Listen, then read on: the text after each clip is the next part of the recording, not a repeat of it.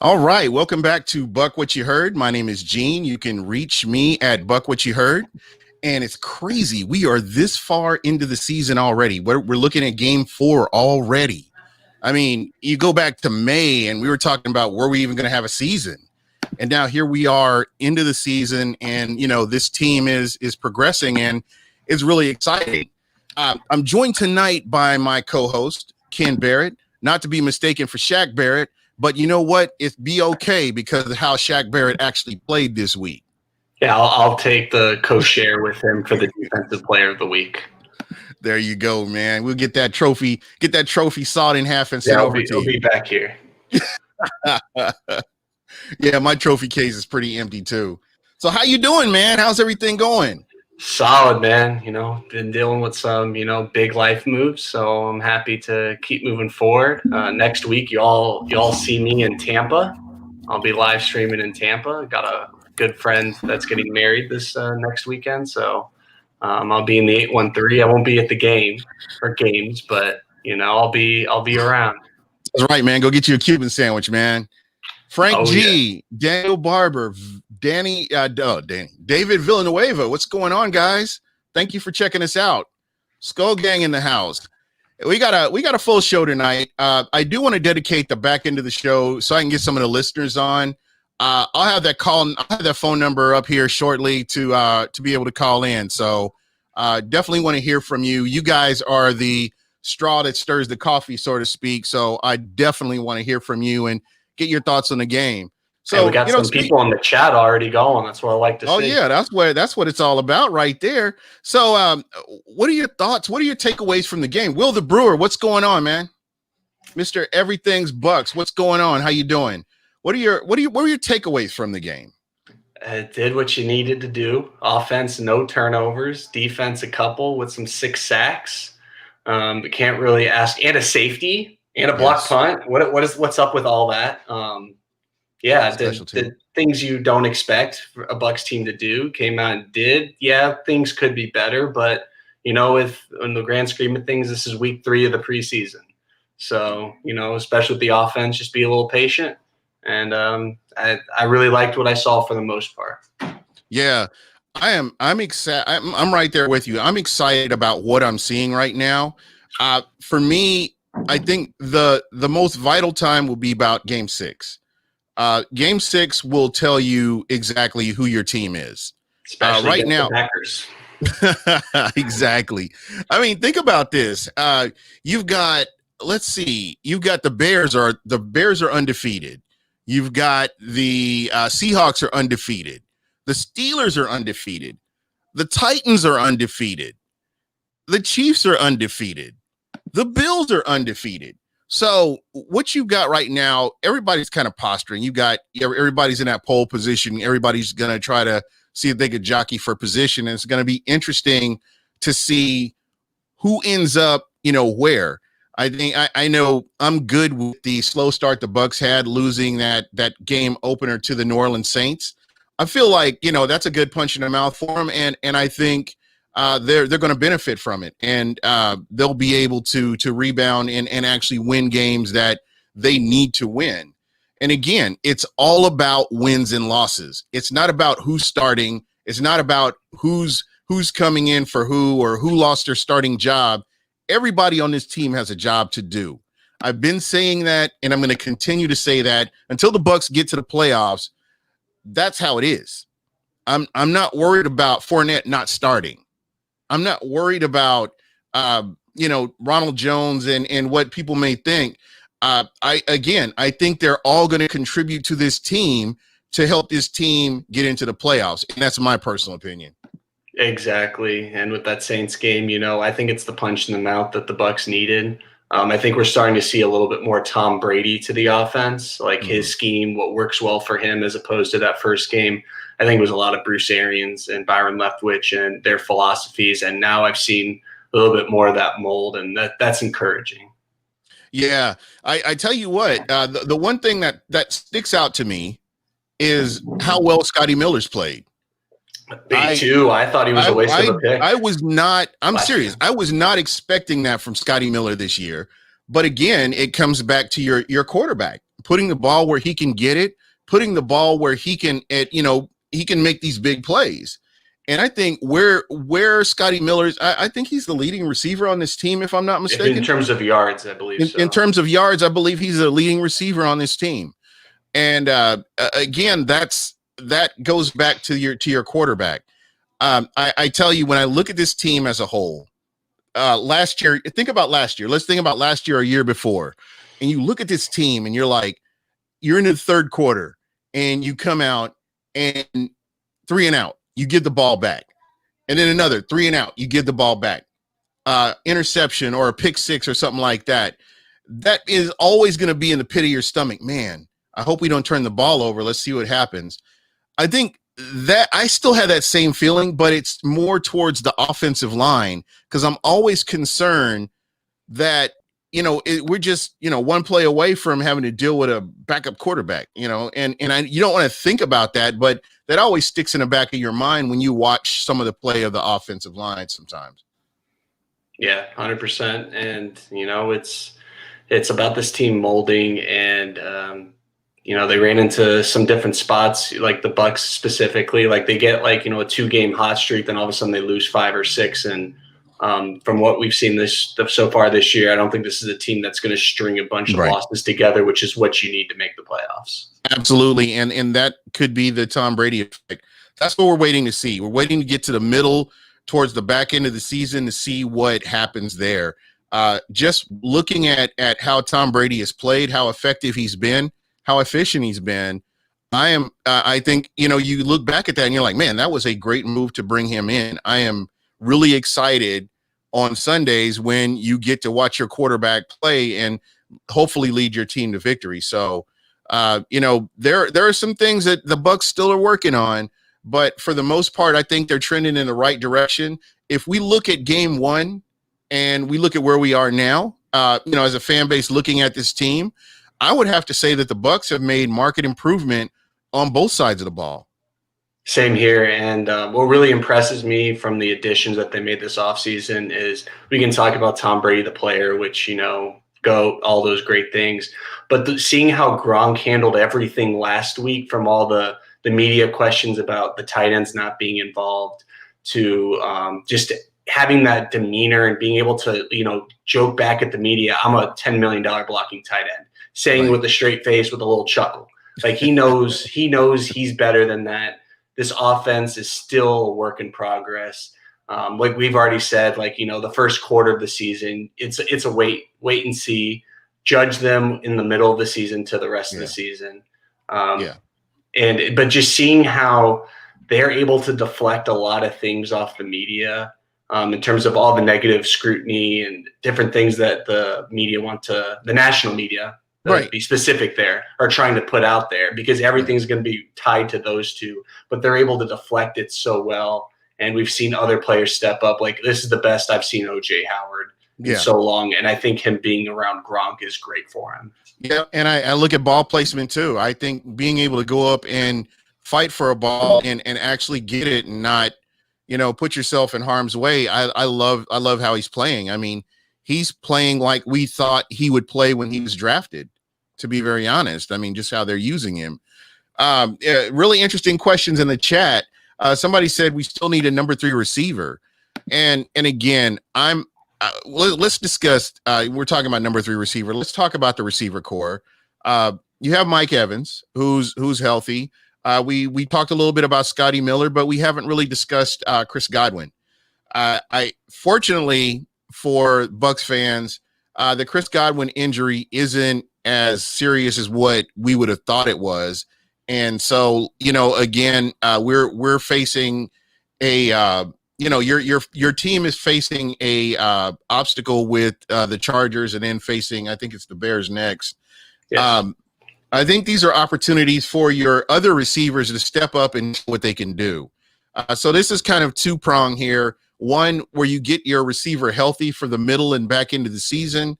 And the other thing is to get your other wide receivers more reps. And I think that's going to be very vital, because, again, we've seen all these soft tissue injuries. We've seen, and no team's immune from it. And in the Bucs, you just cross your fingers every game that there's not a severe injury. and that they can come out of it healthy to fight for the next week. Again, this is I mentioned this before. This is a great opportunity for your Tyler Johnsons, for players like Watson, Justin Watson coming back from injury. Some of these guys to come out and show what they can do, get these reps in, and get ready to, fight for that playoff spot. Yeah, no, 100% agree. In this offense, I don't think being the number 3 is necessarily the greatest thing in the world. I think that just means you're going to be on the field more than the 4th receiver. What we've seen with Tom Brady is he is picking each play based off of matchups on who he's throwing to. And a lot of times he's throwing to whoever's on the one-on-one coverage that has the best matchup. Yep. So if it's Scotty Miller on the outside, great. If it's Chris Godwin in the slot, great. If it's Mike Evans in the slot, that's what I think a lot of people are taking for granted is this team's trying to move everyone in different spots in order to try to maximize whatever the best matchup is against the defense that they're going against, which to me is a great way to run an offense because we have an enormous amount of talent. Use what you got. Yeah, absolutely. And think about this. I mean, the pre-snap reads, we're seeing we have a quarterback that can read the defense. He knows what he's seeing out there. And, it's just a matter of getting the ball in the right place. And we're going to see more of that as they get more and more comfortable with each other. This team is going to look a lot smoother and a lot more fluent than what we're seeing right now. And a good example of that, and you talked about mismatches, I think that is a very important component in all this because we saw a lot of times they were stacking the box against the Bucs. And that's when you make a team pay because, right then you're soft in the middle. If you're going to be stacking the box, you better be ready to deal with what comes back at you. Exactly, man. And we've seen the running game, lacking a little bit, but, we're at least, capitalizing on the passing game. I think we're 80% in the red zone percentage for touchdowns, which is near the top, if not the top of the NFL. So when we're getting down there, we're scoring. And what's bothering us fans is, the second half struggles, but at the end of the day, it's a matter of I'm hoping that it's, they're trying to not, put a bunch of film out there or trying to conserve players to try to make sure that we stay healthy, or we hope that something like that. That's why I'm waiting for that Green Bay Packers game, but that's, 2 weeks away. Let's worry about the 2 games ahead of us, specifically this Sunday. Yeah, absolutely. And again, it wins and losses. It's about getting to the playoffs. Slow and steady wins the race, and that's what they have to do. I mean, I'm not good with a lot of the play calling, but that's, again, I'm not a coach. I'm not a general manager. I'm not a player. And if they're getting wins, if they continue to get wins, it's just going to shut everybody up because, hey, you're going out there, you're executing your game plan. People are playing the way they're supposed to. And that's what we need to see from this Tampa Bay Buccaneers team is consistency. And that's kind of what we've seen is, as we mentioned at the beginning of the show, is that market improvement. What do you, and I realized that the Denver Broncos were banged up. They were a banged up team, but I will say this, they're still an NFL team and it's not any fault of the Tampa Bay Buccaneers who they face, but you face the team you face and you go out there and win. And that's kind of what they did. So again, shout out to them. Hats off to them. We're able to shut down Gordon. And I was very happy with that. They've continued whoever the running back is, they've been able to contain the running back, and that's going to be huge on down the line. Yeah, 100%. And when it comes to wanting the Bucs to run up the score, this isn't college football. They're not trying to be in the top 4 seeds to be in the BCS national championship. They don't need any sort of extra qualifiers. This team is just going out for W's, whether that be by 3 points, 10 points, whatever they can get at this point. Which as us as fans, we're used to, teams not being able to hold leads when we get up early, and we've been able to sustain that. And I think it's something that we need to have a positive mindset as fans and really give the players the credit that they deserve, especially on the defensive side of the ball for keeping teams to literally almost no points in the second half in the 3 games. Yeah. And let's talk about that. Let's go back to 2016, 2017, 2018. And let's exclude 2016. That was one of the winning seasons, but 2017, 2018, you got 10 wins combined with those 2 seasons. And I call that the underachieving seasons, because they didn't get to where they should have gotten to be, in my personal opinion, based on the talent that they had. This is a team that this defense looks nothing like that 2017 or 2018 team. They're aggressive. They're going after it, especially stopping the run, number one, and number two, that secondary, which everybody except for myself, I'm pat myself on the back, because I was not worried about that secondary. I mean, they had trial under fire, and there were injuries, and all these guys that came back, they're in this system. They know how to work in this system, and they're showing that, hey, last year, the back end of last year was no fluke. They're the real deal. And if you can keep these guys healthy, you got a scary defense going throughout the season. Yeah, and the cornerback specifically, I didn't think Carlton Davis was going to be able to stream these, success that he's had, especially from the end of last year to early this year, and really have that translate. I thought he was too handsy as a corner, and I think the couple pass interference calls he's had this season are because of his reputation from the previous seasons. But he's matching up against some really good wide receivers in the NFL, and he's doing a great job. I can't wait to see him against Keenan Allen. I'm sure the Chargers are going to want to kick him inside a bunch to get him away from Carlton. I want to see if he follows. Yeah, there you go. Really interesting question. Somebody was asking or stating, Mr. Everything Bucs, we should have kept Brashard Perryman, who went to the Jets. I'm going to disagree. He's actually injured right now, which has been his MO throughout his career. If you go back to Baltimore and then you look at what he did in Cleveland, we were very fortunate, or as a team, as a fan base, to have a healthy Brashard Perryman for most of the season. So I think we benefited from that. And, when he ended up going to the Jets and signed that contract, I think the Bucs would have kind of had that buyer's remorse had they re-signed him to a monster contract as a number 3 receiver. When you have the emergence of a Scotty Miller, who we talked about earlier, he's actually your leading receiver right now in this early stages of the season, but that speaks volumes considering the level of talent that you have on this team. Oh yeah, Perriman's known for 2 things: inconsistency and injuries, and he was able to put together a nice stretch for the Bucs. But let us not remember, he had a lot of drops during the beginning and middle of the seasons when this team was actually in contention. So if you look at my tweets, I wanted to launch his ass into the sun a few times. Well, the Bucs could have gotten an extra 4th-round compensatory pick by dropping him, but they wound up not doing that, which actually worked out, pretty well considering the injuries that occurred. And he stepped up and he did great. And it's one chapter of his entire book, and you got to take it for what it is. Exactly. You just go back and look at his body of work from rookie season and now, and you'll understand why the Bucs decided, hey, we're going to kind of move on from that. Mr. Everything Bucs is asking, should the Bucs look at bringing in Earl Thomas to help with this young secondary?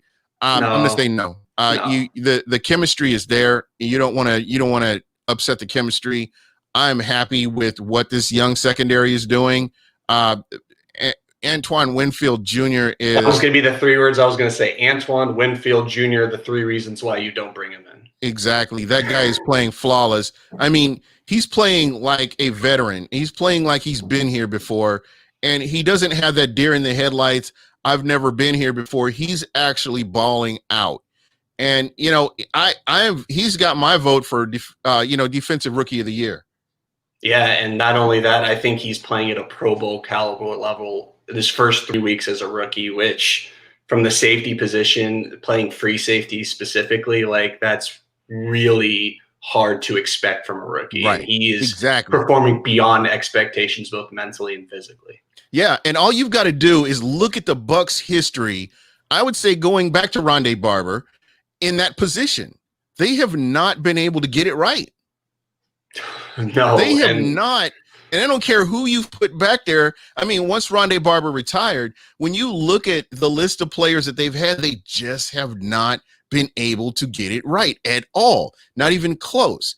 And then you have this guy. This is why you think about like Chris Conti, for example. I don't know if you remember Sabby the Toast way back in the day, Sabby Piscatelli. I mean, just guys like that the Bucs have brought in. I mean, they actually uttered his name with John Lynch back in the day, and it's just, I mean, it's been a show of nightmares, basically. You know, when you think about a lot of the players that they've brought into that secondary. But, and I want to bring this up to you, and I want to pose this question: how important is coaching? When you look at what Todd Bowles is doing, and you look at the mishmash of what we've had in the past here, I mean, how important is coaching on a scale of 1 to 10 for you? He deserves to be the best non-head coach. Like, if that was a award, to be able to turn around our defense from 2018 in 2 years. Like, are you freaking kidding me? This man, Todd Bowles, you deserve a little shrine in my apartment for everyone, because we heard it last year when Vernon Hargraves was cut. All of these DBs went to him. They had early morning meetings, post game meetings. They were basically tied to Bowles' hip. And we see a rookie come in and be able to take in these steps in a very complicated defense that we had so many miscommunications last year and all the previous years combined. And the best safeties that we've had, in my opinion, have been Keith Tandy, who the Bucs cut way too early, in my opinion. Yeah. Mm-hmm. And oh my goodness, I'm blanking. Okay, whatever. I had a second one that I can't think of right now. Somebody mentioned Tenard Jackson from back in the day, and Tenard Jackson was a monster. It just is off the field. I honestly believe that he should have been a high quality secondary player as well. But you have that off the field, those demons that you have to deal with. So I'll let you go ahead and finish. But Tenard Jackson, so I'm glad you brought that up, Frank G. That would have been somebody I would have thought about. Yeah, no, but if we're talking about Tenard Jackson, like being the best player that we've had, he was 10 years ago, and relevant for 2 years. Yeah, like this team. This is a building block that these core players of Jamel Dean, Sean Murphy Bunting, Carlton Davis, Antoine Winfield, Jordan Whitehead, Mike Edwards, that could be your safety room for the next 3 years. Right. Like, what more can you ask for? And if you asked us the same thing 2 years ago, we all would have complained, but it's coaching that's gotten them this far. Right. And I think Todd Bowles should be not only the successor to Bruce Arians if we were to have a positive regime, but I think no matter how good Byron Leftwich is, I think Todd Bowles has to be questionable. Piscatelli. Yeah, I just saw that. No, but you're spot on. I'm right there. I'm right there with you on that. I mean, just what he's been able to accomplish.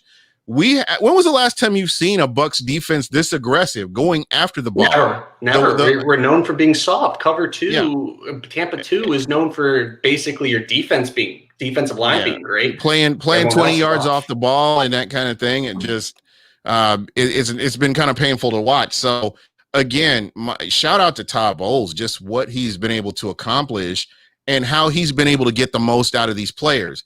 One thing I will say is, since this regime has been in, the draft picks have been so much better. Because I think Light works well with head coach or the coaching staff that it relies on them, because you can tell the big difference between both Lovie Smith and Dirk Cutter's classes. And I will say this. I think it got worse when Robinson ended up going to the Tennessee Titans. I think that and their classes have been pretty good too. Yeah, I thought, and I really believe that. I believe that he had a integral part in what Jason Light was doing. I can't say that for sure. Well, he was definitely the right hand. Yeah, he was absolutely. And you see what they've done. With the level of talent, there are people that I'm sure that you wouldn't, as a fan, you wouldn't think, why would you draft him? And these guys, they go out and play as a team collectively, and they've done well. I mean, look at them. They're undefeated right now in this young season. Yeah, I mean, they love LSU players, but they also like Central Michigan, Auburn, the Big Ten, which who they've drafted from the Big Ten, other than Tyler Johnson so far, seem to work out pretty well. So, I Yeah. mean, like they have a nice little spectrum in places that they really trust. Right. Absolutely. And that's kind of what it comes down to right there. Again, and I really expect to see some other players on this defense step up and play, even off their practice squad. I think you have your core nucleus right now. And if guys can come in and play sound and, maintain that communication, I don't see a problem with it. If somebody goes down, you bring next man up. I think if they're continuously getting pressure on the quarterback and these kids are playing smart, I just see this defense continuing to improve regardless of, who's out there. I know you want your quality players out there, but at the same time, these other guys getting them out there and getting those reps is going to be important as well. Yeah, exactly. If someone like JPP or Shaq were to go down, I think what the response is going to be to blitz more. We've seen what Devin White and Lavonte David can do when blitzing. Yeah. Yeah. And I'm glad they're getting this exposure. It's overdue, especially for Lavonte David. Again, here's another player, a Bucs player who has meant so much to this Tampa Bay Buccaneers defense. And, they haven't got the wins, but his statistics, I would put his linebacker statistics up against anybody in the NFL. Who would you put him up against? Nick Citro already put up against Ray Lewis, Luke Kuechly, Bobby Wagner. Yeah. All of these great linebackers. I would take Lavonte David over Bobby Wagner. Yeah. And here's the thing. Lavonte David is still getting overshadowed by Devin White, which to me is crazy. Devin White's having a great season so far. He's making a lot of tackles, but Lavonte David's cleaning up still a lot of messes. Yep, absolutely. And I think if he can stay healthy, I expect to see more turnovers. That's the one thing that we love about Lavonte David, punching the ball out and getting those turnovers. I think we're going to continue to see that. Hey, he got the INT last weekend. There you go. Mr. Everything Bucs, what's up with Keyshawn Vaughn? Right now, man, I mean, there's no rush to put him out there. I mean, you've got Ronald Jones, you've got Leonard Fournette, and you've got Shady McCoy back there. And, the Bucs are winning. And that's what you want to see. You want to see those guys continue to play. I mean, you got 3 guys out there and, they have fresh legs. And I know that we didn't see a lot out of Leonard Fournette, but who knows? Next week, you could see him make a big run. You could see him in the third quarter do something that helps put this game away. You just don't know. So like I say, it's not about who starts. I'm not, that's not going to be in my conversation is who lost their starting job. I don't care. It's all about who's contributing to this team to make this team better, to put this team in a position to win. That's what's important right there. It's not, he's not getting any playing time. You know what? Maybe he's getting these mental reps. He's getting himself in position where he's comfortable, working with a running backs coach or working with the offensive coordinator, getting familiar. And when his time comes, hey, he's going to be ready to go. Yeah, but, you don't want to have to force a rookie out there if you don't have to.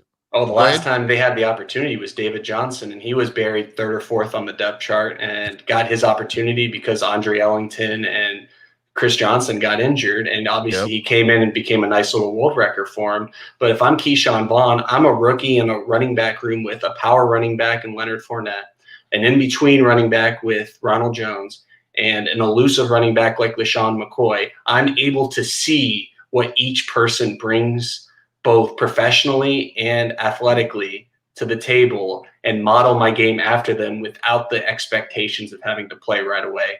If I'm Keyshawn Vaughn, he's a Vanderbilt graduate. I'm sure he's a very smart man. He's going to learn a lot in this year. And keep in mind, I mean, this guy's he's a home run hitter.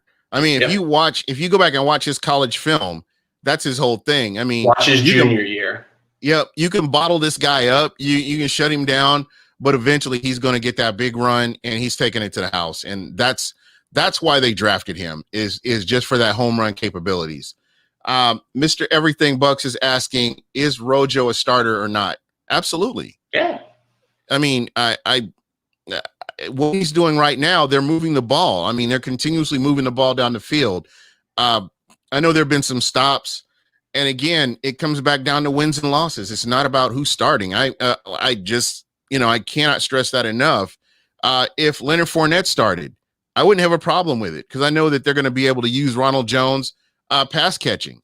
They're going to be able to do something to get him in the game to help the offense move the ball down the field and put this team in a position to win. So, yeah, I get what you're saying. And people are fixated on who's starting. And, that's just around the NFL period. I mean, you watch some of the NFL shows. I'm not a big fan of the NFL shows, so I haven't really fixated on what they're saying more. I see it on my Twitter line, and that's about it. But again, whoever's contributing to this team to help them win, that's what's important. Oh yeah, it takes 22 and really 48 each week. Yeah, there you go. Skull Gang in the house. Eric is talking about who likes the kicker we have. Wonderful kicking core, wonderful kicking course gone. I'm not going to jinx that. I'm not going to. You can say something if you want. You can say something if you want to. I'm good. I am good with what he's doing, but I don't want to jinx it. And you know me, I would probably jinx it. So, we're just jinxing it. I'm just going to say his only 2 misses have been blocks. Yeah, that weren't his fault. That were complete protection, and then I think in a legal and that should have been a penalty on that other one. That should have been a penalty. Apparently, it's not. But here's my issue with it: if you're allowed to do it, didn't Bruce Arians hire an ex-referee and rules expert to be part of this staff? Shouldn't we be the ones that are doing this, borderline rule-breaking kind of stuff? You would think. It's legal. Greg Allman came out and said you remember when Simeon Rice did it? Oh, and it was a penalty. Yeah, it was a penalty. And it looks almost identical. So I don't know. I'm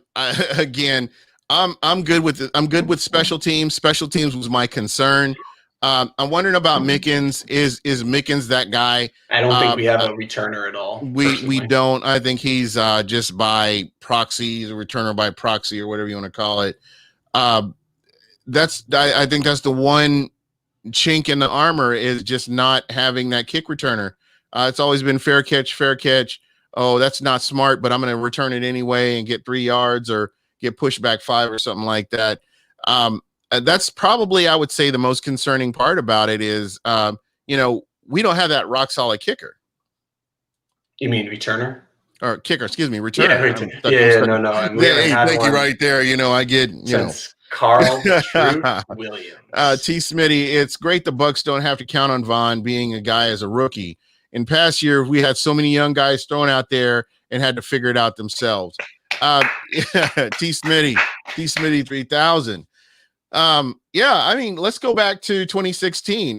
Doug Martin was in and out. He wasn't 100%. 2017, it was running back by committee. 2018, it was more of the same. And, you got an incompetent head coach. And so, they really never figured it quite out. Last year, they just did not commit to the run. And I don't know if it was because of situational football or what, if that was just by design that they didn't. It looks like they're trying to lean more on the running game this year. And again, we're early on in the season, so it's going to be interesting to see what happens. I cannot wait to see him on the field when his time comes.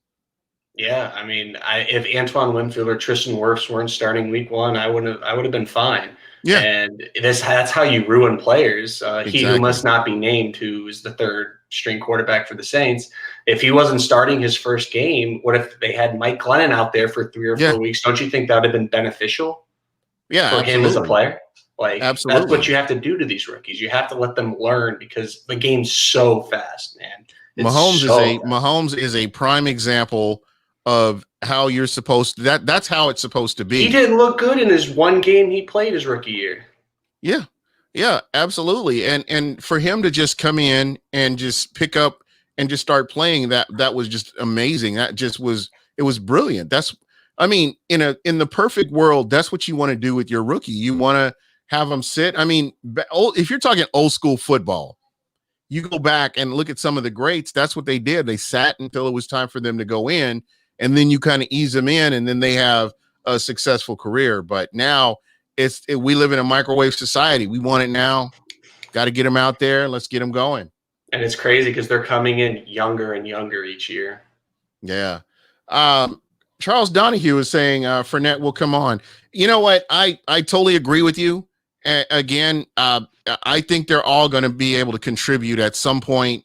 Like I said, man, I'm not worried about who's starting. It's about, who's going to come in there and do what they do. So not stressing about it. And, I think that this team will be just fine. I think people will be in a position to help this team win. And that's the most important part of all this. Exactly. It's a team effort, and whoever's in there just needs to be efficient, and the line needs to block for him, which we've seen some suspect blocking specifically on the left side. So I mean, but I'm saying it takes the 6 men up front, if you include the tight end, to spring these running backs. Yeah, absolutely.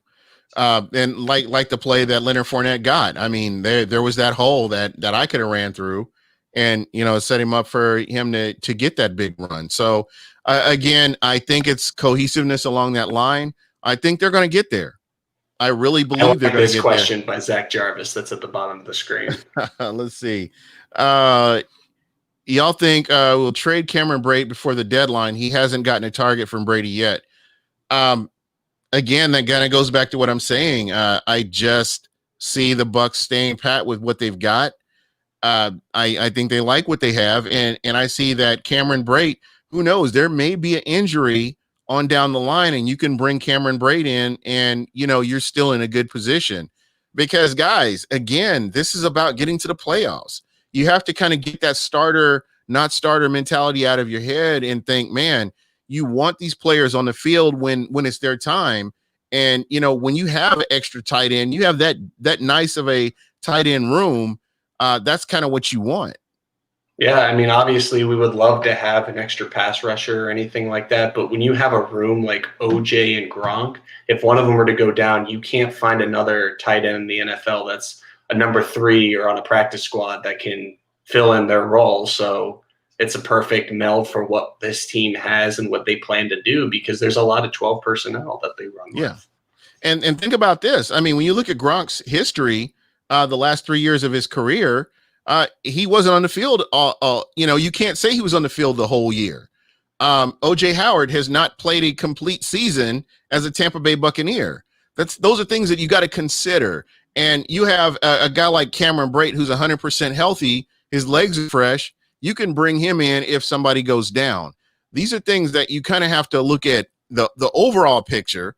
And then, my guy Tanner Hudson's, he's on the practice squad. Hey, no, I thought he got elevated. He got. Oh, you know what? He sure did. Yeah. Yeah, he sure did. He's playing special teams. Yeah.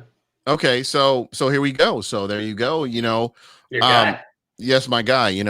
He's got nice hands. I just want to see him out there on the field. Who knows? Why don't we talk about? Why don't we have Shady returning kicks or Vaughn? But also, if he gets hurt, Vaughn. I mean, Vaughn. I don't know how good he is, but Shady, if he gets hurt. I don't really want Fournette or you Rojo back there on third down, because Shady's out there a lot. Yeah, he is. So. He is. What was it for him? Let's see. LaShawn McCoy, 2 receptions, 24 yards. He got one for 15 yards. That's again, he's doing his part. So yeah, guys, this is how we have to look at it. The Bucs want to get to the playoffs and, go deep into the playoffs, win games, go to the Super Bowl.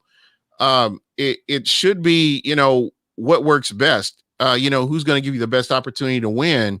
And that's kind of the direction that we need to be looking at this, not, who's starting or who's not starting, but who's contributing. And that's probably most important more than anything.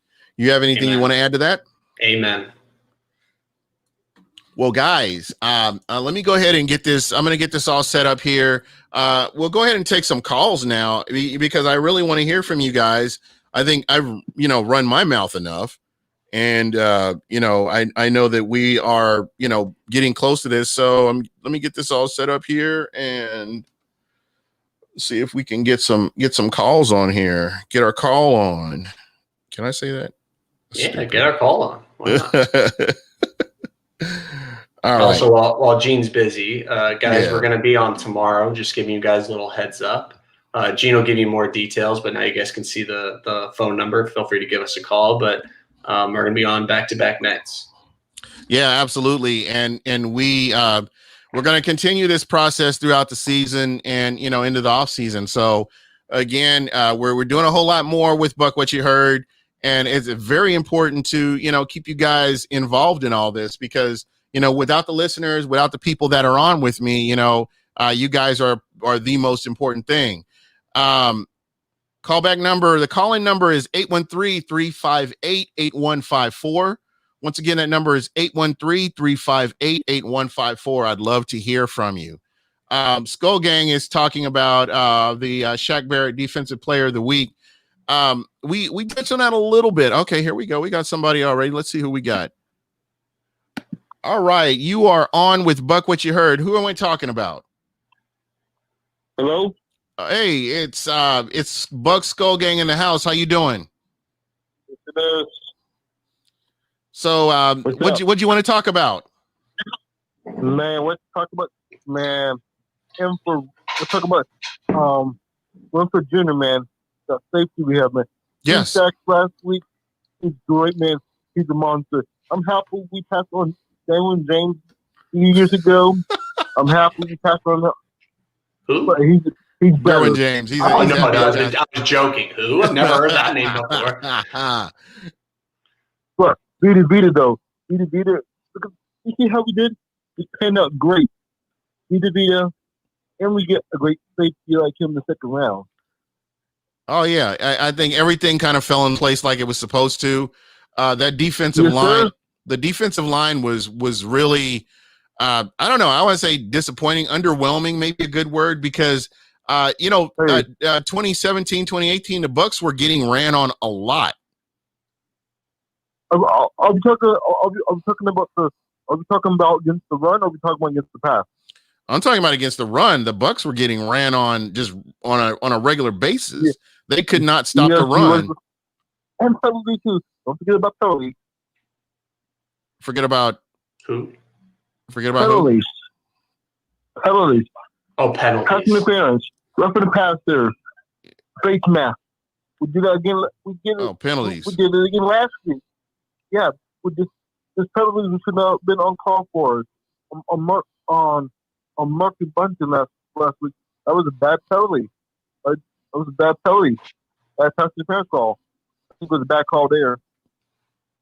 Yeah, exactly. But just kind of going back to what I was saying. I mean, if you think about it, you had to draft somebody like a Vita Vea, and he has been great against the run, and that's been helpful for that defensive line.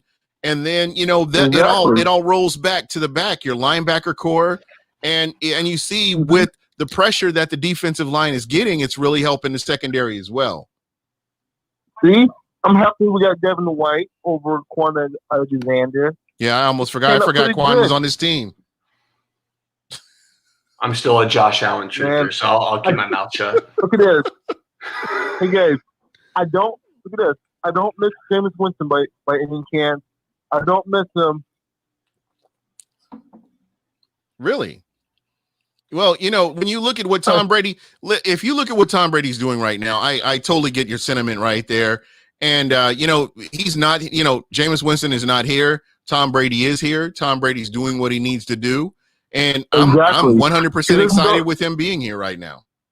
Yeah, exactly. Hey, you know what else I'm happy about this year? Man, Defensive Player of the Week, man, Shaq Garrett. Let's give him a welcome. There you go. Player of the Week award.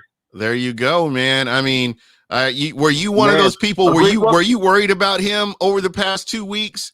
Not doing too much, according to what certain people on social media were saying. Sam, I wasn't worried. My guy here. I know he didn't actually get it. So I think you told him about Fournette, man. That was fun. That told you everything. That was funny. I'm 3 for 4. That was funny in the offseason. Yeah. You spot on. That's why I keep you around, bro. You spot on. Man, did you hear about Peter? Did you hear what Peter Report says about Kevin Brady? He could be traded. According to Peter Reports, but I followed him still. Understand? And again, I get that. We're near this trade deadline. Nothing would surprise me. But when you look at when you I heard it was good trade from the Jags, or I think it was from the Jags or the Patriots. It was another good. It was a third team involved. It was another third trade I like. It was like a fourth and seventh round pick, a third round pick. It was like a player. I think it was one player. It was like an offensive lineman we can get in the trade for Cameron Brates. and is this like recent? Peter Blake. Peter reports. Oh, okay. Let's see. People just talking about this Eric Thomas trade rumors. That's not happening. Eric Thomas is not coming to the Bucs. No. That was Peter Point. That was Peter Plank 2 days ago. Yeah, Peter no. Plank. Yeah, I've been saying that. I mean, you don't want to mess up the chemistry you've got with that secondary right now. Look at this, and we're not getting Antonio Brown a year. To let you know that. Yeah. Oh yeah. Yeah. And I've been saying that too. So let me get your final thoughts, man, because I want to see if we can get somebody else on here. Let me get your final thoughts. Man. I think this safety, this defense right here is going to be something great this year. You get a first home game. Fans is going to be there. It's going to be a great week for Tampa Bay. You know what else? Great week for Tampa Bay Lightning. Wins the Stanley Cup champions. Now Tampa Bay Rays just advanced to the next round. We're on the way to the World Series. The Bucs can get there. They're this good. We can have all the champions here in Tampa this year. You know what? That would be a beautiful thing. Tampa is. If I could think of any place else in the world that's more deserving, I can't. Tampa is the most deserving place of this. So I'm right there with you, brother. Thank you so much for calling in. I appreciate it. You're welcome, bro. Have a good one. All right. I forgot about the Rays. I forgot that they played today. Yeah, man. They laid a beat down on who was that? The Jays? Yeah, Blue Jays. Yeah, they won 8-2. Yeah, moved on. Yeah, so this is a good thing, man. And I know that we talk football here. We try to talk football. My guy, Rays fan Gio, he's promised if the Tampa Bay Rays, if you're not following Rays fan Gio on Twitter, go out and find Rays fan Gio. Follow this man, because I'm telling you what, if the Rays win, this guy is getting a Tampa Bay Rays rally thong tramp stamp tattoo if they win. And you know what? I know listen, bro. I'm a Yankees fan, and there's no secret. This is, everybody knows this, but I'm telling you what, I'm pulling for the Rays to do this because I do want to see this happen. I have to see this happen. And you know what? I am rooting for the Rays. I'm rooting for Tampa, and I always will. And just to make sure that everybody understands is that we will get back to football here in just a second. And again, if you're ready to call in, 813-358-8154. I grew up as a Yankees fan because baseball was not in Tampa. And Steinbrenner did everything for Tampa. In the 80s, I lost a few of my cousins and in a fire, and Steinbrenner donated to our family. So he is just a great humanitarian. Okay, it looks like T. Smitty's calling in. Who? Okay, you live with Buck. What you heard? What you got to say? Hey, you know what it is? Your boy T. Smitty. Hey, and I'm sorry, Rays fan. I'm a Dodger fan, and we gonna win this World Series. Yeah, really? You know? Yeah. Sorry, man. I just all my teams, G. You hate all my teams. You threw me a curve on that one. No. How does one become Alabama and Dodgers fan?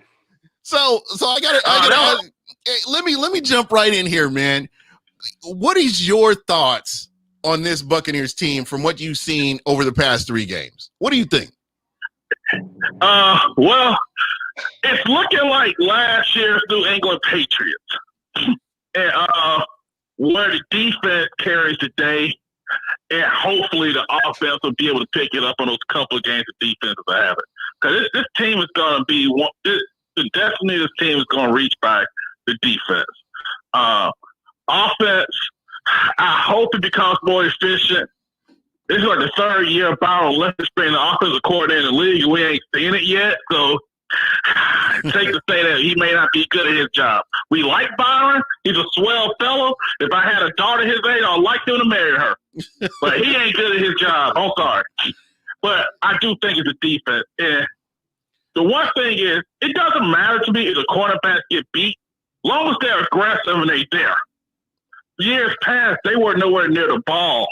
And so I don't mind you getting beaten, being aggressive. I like the fact that they're aggressive and setting the tone. And actually beating these teams beating these teams down who are in the Trevor Lawrence sweepstakes years past, we'll lost to them.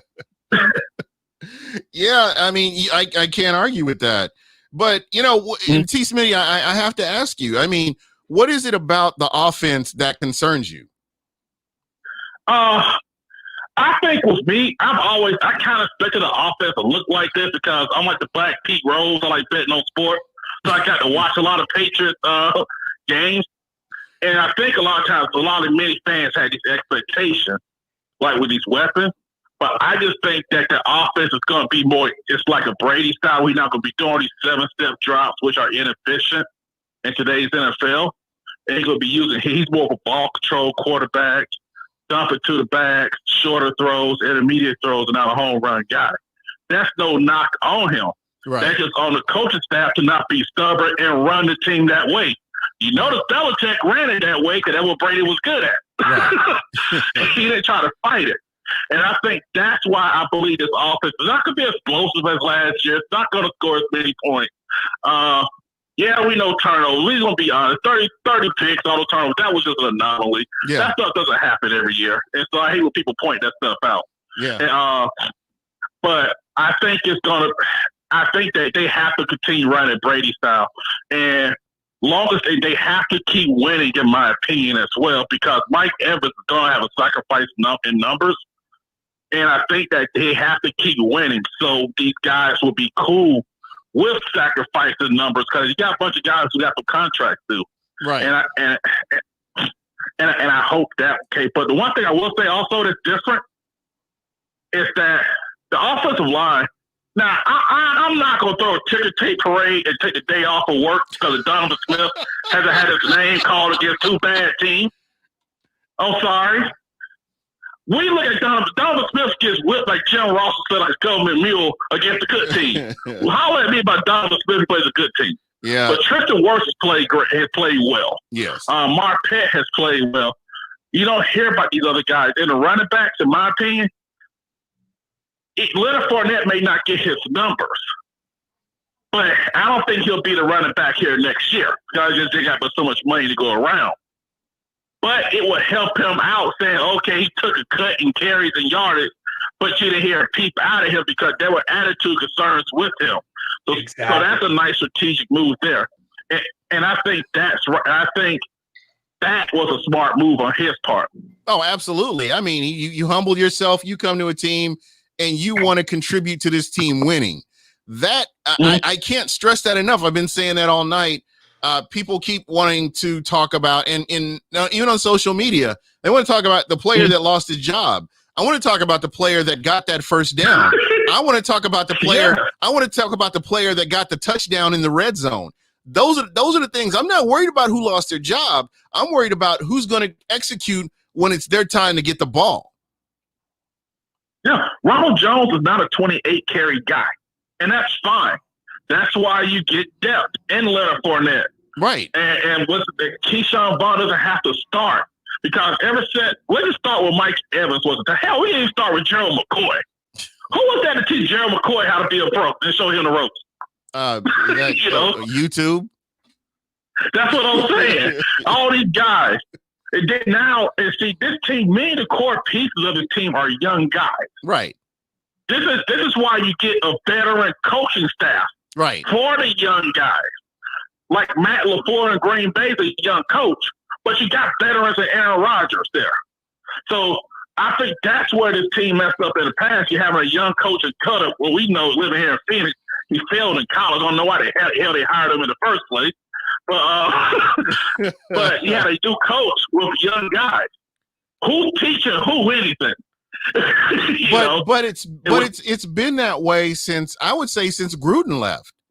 It's just Raheem. continuous. It was continuously that way. Look at Josh Freeman. Josh Freeman. Yeah. And I know I'm digging back here. When Josh Freeman was at K-State, Ron Prince was the worst. He was the worst head coach in the history of college football. The worst. So this guy has not had a reasonable head coach going all the way back from high school. You have Ron Prince as your head coach. Then you get drafted by the Tampa Bay Buccaneers, and they're younger, and you come in here. Who's showing Josh Freeman the ropes? This guy is playing on pure talent. That's what he did, and that's just that one example with Josh Freeman. Then you were talking about Gerald McCoy. There was nobody to tutor Gerald McCoy. Gerald McCoy was just playing. Hey, this is what I'm going to do. This is what I know, and so that's how that's gone. I think we're fortunate that we were able, the Bucs were able to get Bruce Arians in here. They were able to get that large coaching staff. These guys are all coaches in training, basically. So, I mean, if you listen to any interview about Bruce Arians, he wants to produce as many coaches as he can. And that's what he tries to do, give these people opportunities.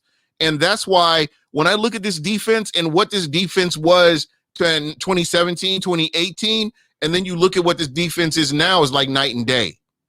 Yeah, and then since Tony Dungy and John Gruden, you think of all the coaches that we had in this building at one point. There was a really young Sean McVay. There was Mike Tomlin in that linebacker room. I'm blanking on the defensive line coach who basically was a terrible head coach for the Lions. Herm Edwards? Not Herm Edwards. He's the defensive line. Had no quarterback. Yeah. What is? But my point is, he was a head coach. We had multiple people in our coaching staffs that were positional coaches. Oh, Lovey too. Yeah. That was that Dungy coaching tree. All of these people came in and were able to find success and become head coaches because as coaches, they were also trained well as well. It's such a ladder effect, and it really takes a good person to find good people that actually know what the heck they're doing, which is something we haven't had in nearly 15 years. Yeah. It's a big time difference right there. Oh, Rob Marinelli. Damn it. That's who it was. Frank G on the spot. Will the Brewer on the spot. Thank you, guys. So you're spot on. So T. Smitty, got the Chargers coming up. What are your thoughts, man? Well, we're about to hear Jonathan Smith's name again this weekend. Mr. Joey Bosa. Joey Bosa. Joey's going to eat. But I think the Bucs should win this game because we're going against a rookie quarterback. Man, you got to scheme around. You got to scheme around that, man. There's no way that you can leave this guy. Based on just a limited film I watched of Donovan Smith, you got just on that in that Denver game alone. It was blocking tight end on him. Yeah. You know what? And again, I said this before. He was in the right place at the right time. There are plays where he looks really good, but then there are other plays where he looks like he's disconnected and he's not focused on everything that's going on. So, you know what? Like you talk about the Charger game, right? If Tyrod would have started, it made me think about that time when the last time the Bucs played Buffalo when he was the starter, Tyrod, and the quarterback of main name was gave him the lead, right? Tyrod, this is how you know how far his defensive came. Yes. 3 plays, 75 yards to win the game. Where the hell is Tyrod ever scored 3 plays? That's how far the defense was come along. I'm literally crying for that. Yeah, Justin Herbert has talent. He's a very talented guy. Oh yeah, man. Right now. I tell you what, man. You get him his full complement. This kid's gonna be amazing, man. And I think once he catches up with the speed of the game, he's gonna be scary to watch. Him and Joe Burrow's another one. That kid's gonna be lights out too. Believe it or not, he's hungry. He wants it, and he's not gonna settle for. He's not going to settle for losing for too much. I think he's a guy that's going to really be good. So, and that coach won't get fired this year. Yeah. They got to fire that coach. So why? Yeah, you got a bad offensive line, and you're throwing the guy 40 times a game in an empty package. Good luck. He gets fired.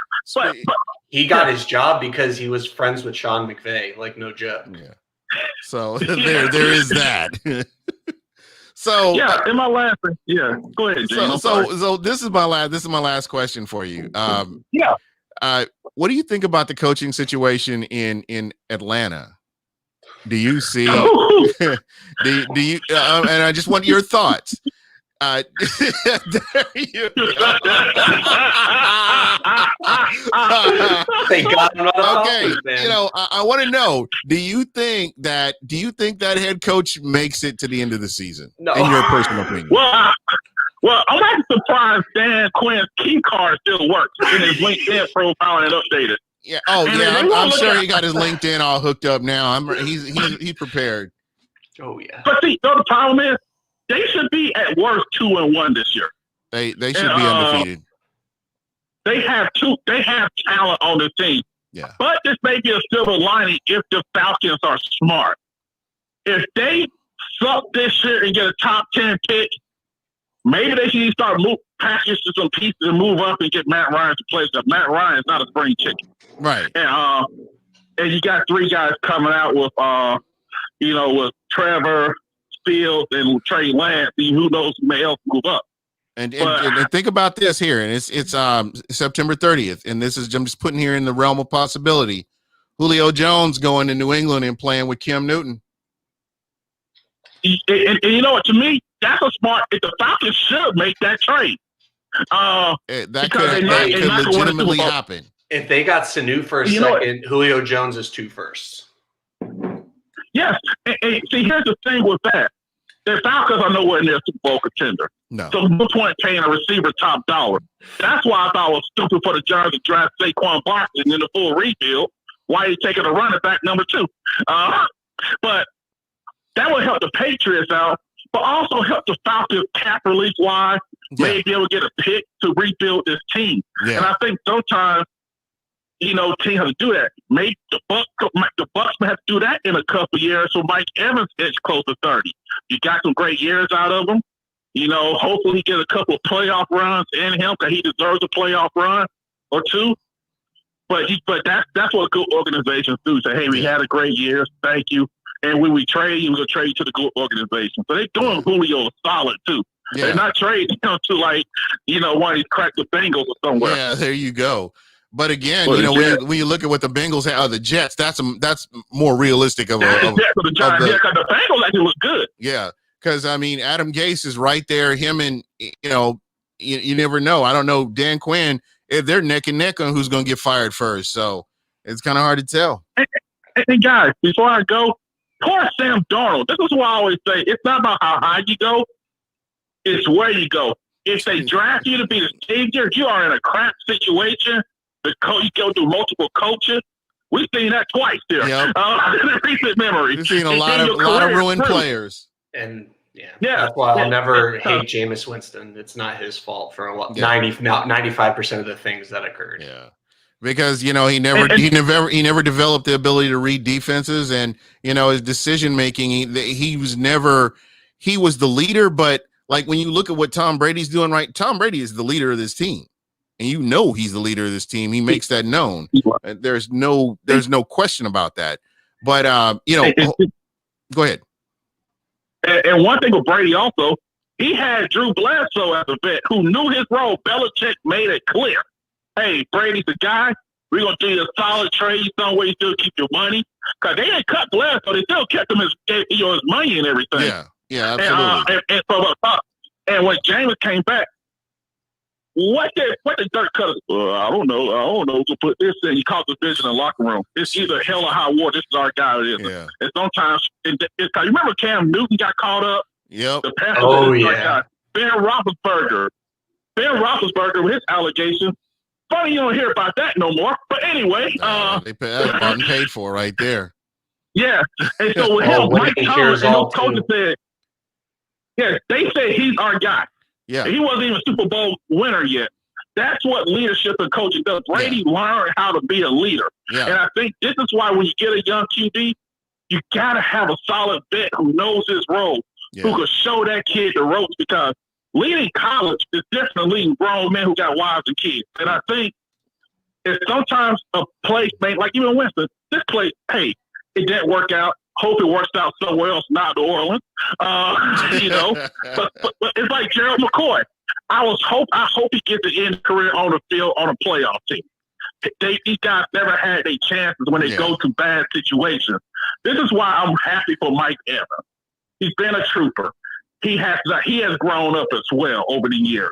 Yeah. And like he make a playoff run, I'm so happy for him and Levante. And that's why I kind of hope Dotson would have been a backup at least, because he's been here for 11 years and that he could have gotten a playoff run even as a backup. I really love to see it. But hey, you guys, good talking to you guys, man. And as always, man, whenever we got the number up, you can call in, and we love hearing from you. Guys, once again, thanks a lot, bro. You take it easy. Once again, at number 813-358-8154. We got one more call I think we can squeeze in here. One more. And then we're going to roll up out of here. So for you, I mean, what are you thinking about this? Because people are talking, we got another call here. Here we go. Let's hear it. All right, you are live on Buck What You Heard. Who we talking to? once again, at number 813. Mr. Bus, everything. All right. Hey, can I get you to turn that radio down? I think you kind of echo a little bit. It's us in the background. I can hear your voice. All right. How you doing, man? Hey, I'm good. How y'all guys doing? Doing good. Thanks for calling in. What do you want to talk about? I want to talk about the receivers for a second from last year to this year. Okay. And one of my main points that I'm looked at in the Saints game, looked at it in the Carolina game, and looked in the last game against Denver. The receivers are still cutting their routes short. They did a lot last year with Jameis.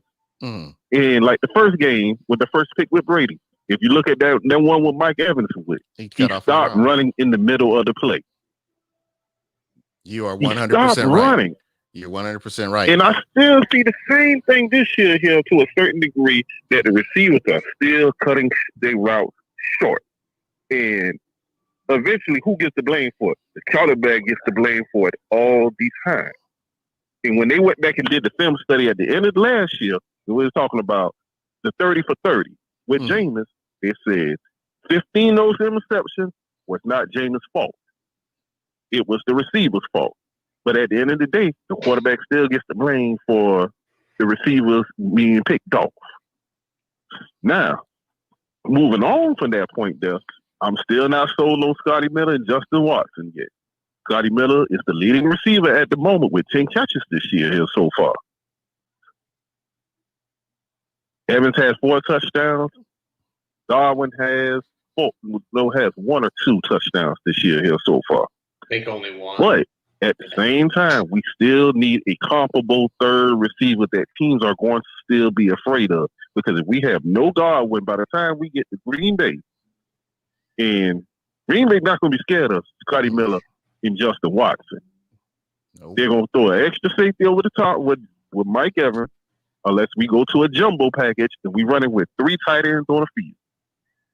Now, one thing that I always wanted to see this offense look like was an old similar offense where Brady ran with Gronk and Aaron Hernandez, Moss, and Welker. We need to have more of a setup like that right there for Brady. Ball control offense. I understand. We're not going to score 40 points a game this year here.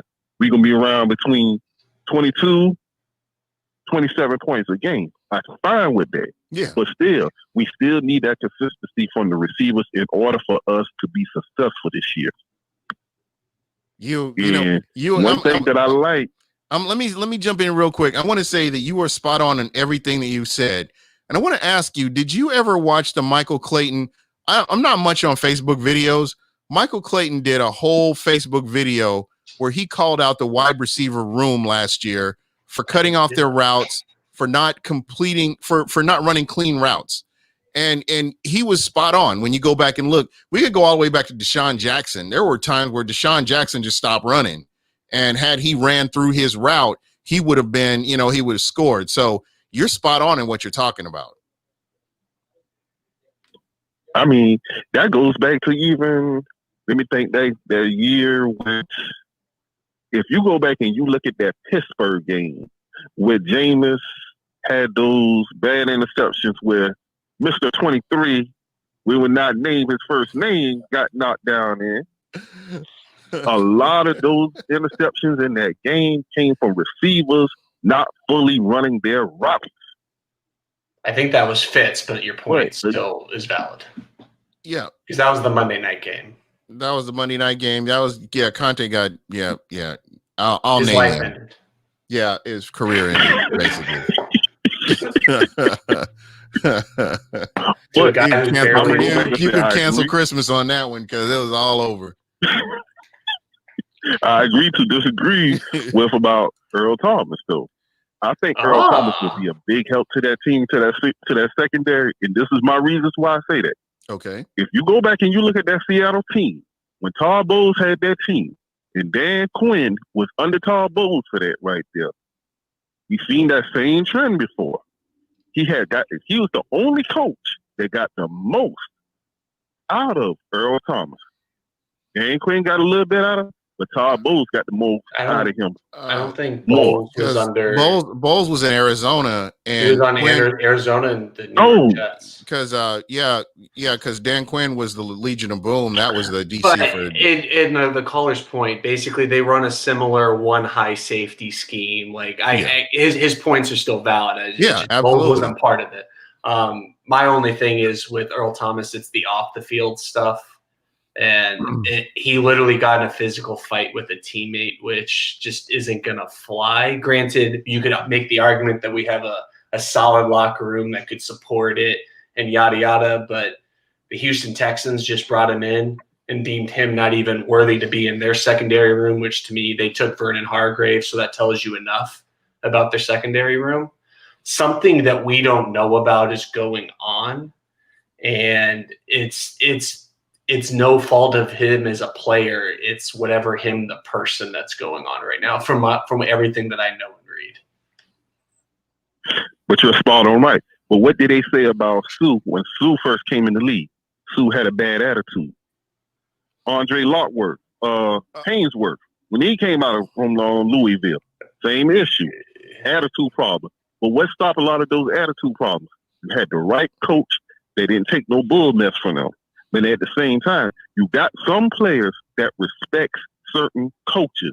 And when they come to certain teams, you have to have a bigger alpha dog in the room for them to side out. Go back over there with the Ravens.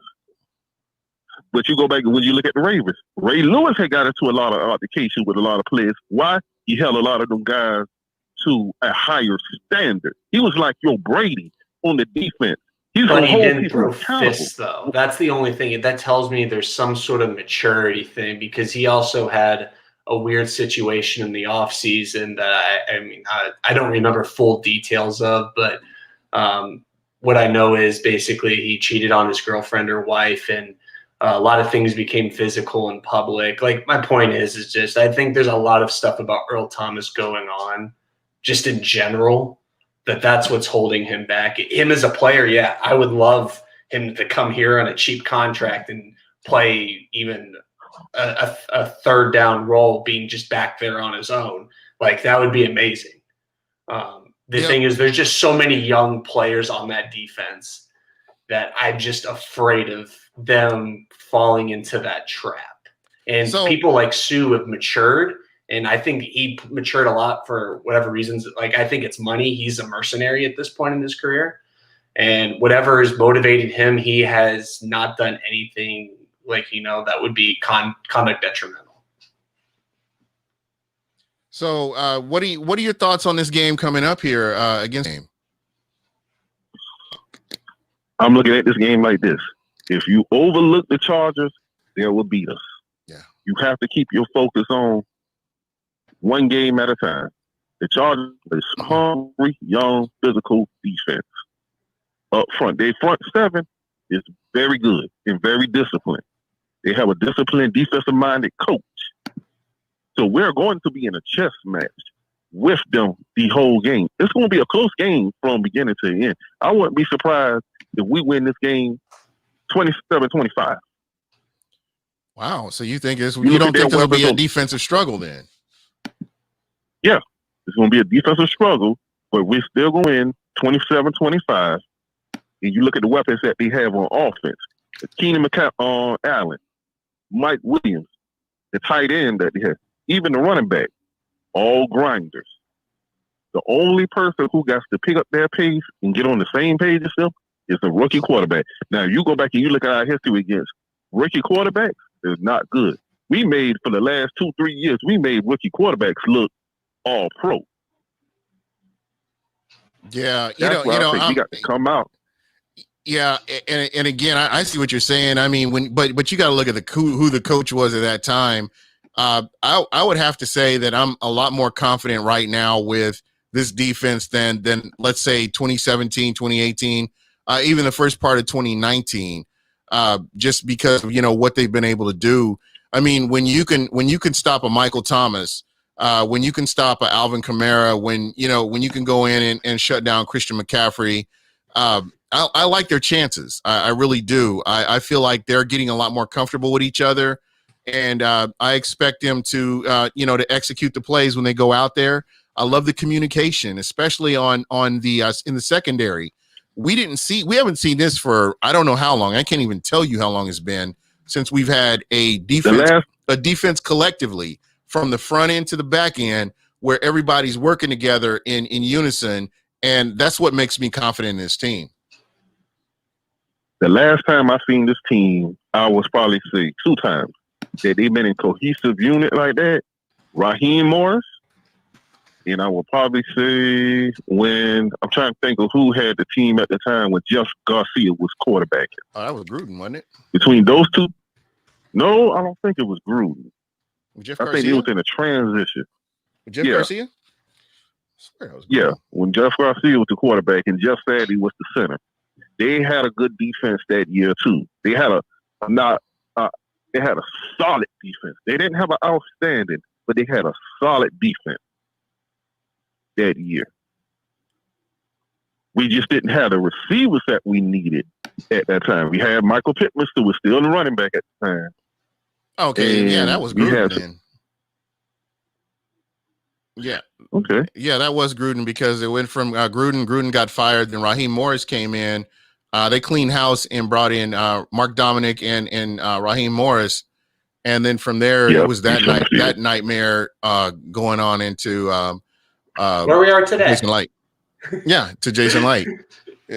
So yeah, it's just crazy.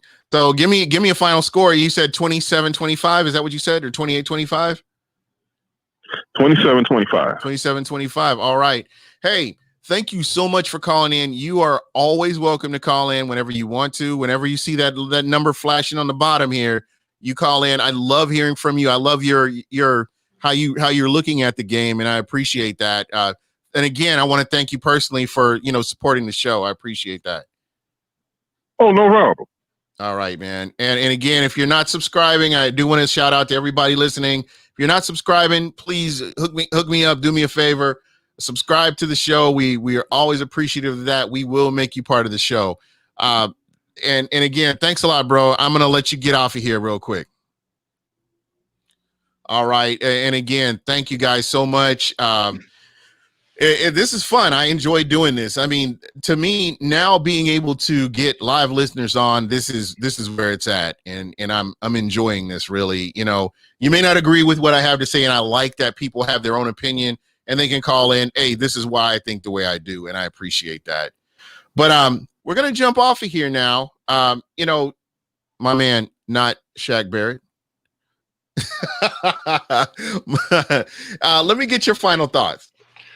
Don't sleep on this Chargers defense. Yes, there's still some injuries that they've been going through, but they also held Patrick Mahomes to a pretty respectable yards and point total. So yeah, the offense needs to step up more than what I think a lot of people are writing this game off to be. We need to score some points and put the pressure on the rookie. Yeah, absolutely. Turnovers and to me, turnovers are going to be key. You have to get those turnovers in. You have to get them on a short field. Keep that defense on the field as much as you can and wear them out. I think the running game is going to have to be an integral part of this offense, this game. This is a good defense. And despite the pieces they're missing, this is still a good defense, and this is going to be a good challenge. I think this is another good measuring stick as to where the Tampa Bay Buccaneers are. This is a team that is not expecting anything, but they're going out there. They got their ears pinned back. They're ready to go in there and show who they are. You get a chance to play against Tom Brady, we're going to show you what we can do. So, again, this is going to be a good game. And, guys, don't think this is a pushover game. This isn't the Denver Broncos, okay? This isn't the Carolina Panthers. This is a very good team. The Panthers beat the Broncos in the LA stadium, so the Chargers are gonna come in hungry, man. Yeah, absolutely. And this is gonna be a good game. So that's pretty much it for me. I do. Oh, shout out to Justin Batista, who was a New England Patriots fan, and I think we're gonna bring him over here because Tom Brady's here. Yeah, I think he's gonna become a Bucs fan. Right, Justin. Yeah, you got it, man. I'll holler at you later on that. But anyway, that's pretty much it for us. Yeah, absolutely. Like, I'm a Bucs blocking tight end. I'm a Bucs blocking tight end. I love that name. That is hilarious. This is going to be a good game. So, yeah, this is pretty much it for us. Thank you so much. Everybody that's checking it out is appreciated. Be sure to check us out tomorrow. We will be on this same time. I'm going to have a special guest on, and you're going to appreciate the show. Tease them. It's a great guest, guys. Join us tomorrow. Yeah, please check it out. Same time, we will be on. We will be doing this thing. But anyway, that's pretty much it for us. We're out of here. And remember, Buck what you heard.